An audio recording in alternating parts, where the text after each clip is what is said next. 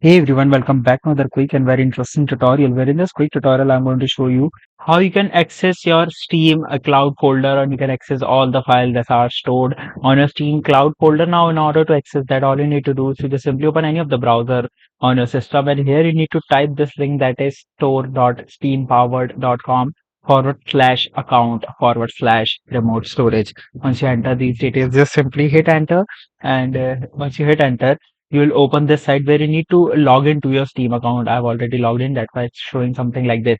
Now here it says you Steam Cloud. Now in here you'll find all the files that are stored on your Steam Cloud, like the games that you have saved or even the games that you have played, and even the Steam settings that are you have configured will appear here as well. Just simply press the show files option and you'll find multiple settings available for you and multiple files available for you that are stored on the cloud of Steam. Sure to hit the like button and subscribe button for more such helpful and interesting tutorials. See you in the next one. Take care.